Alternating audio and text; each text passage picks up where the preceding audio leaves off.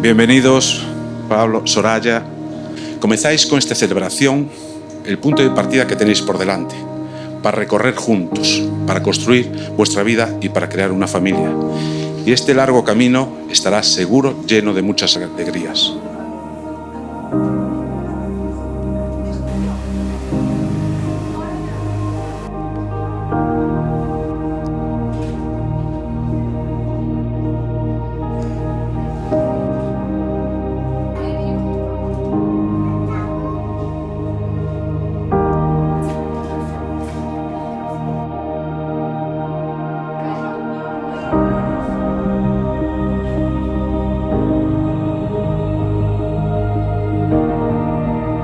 La vida me ha enseñado que hay que vivirla junto a los tuyos, porque los tuyos son los que te dan la vida.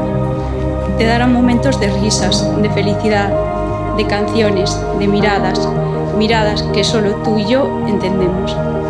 Y entonces sonrío, imaginándote a ti en todos esos momentos de mi vida.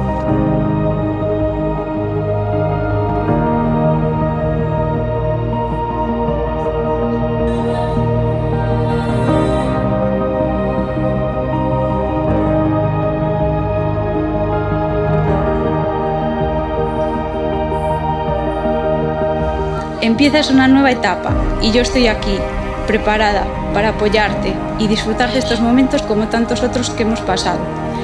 Y qué bonito haber vivido tanto junto a ti, junto a vosotros.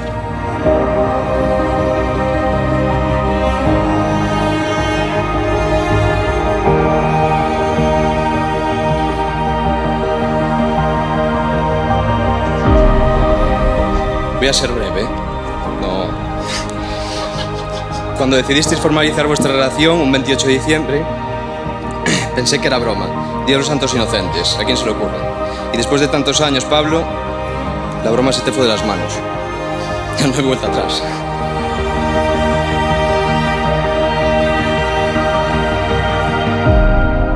Soraya, ¿aceptas a Pablo como esposo y prometes serle fiel y cuidar de él en la riqueza y en la pobreza, en la salud y en la enfermedad, todos los días de tu vida?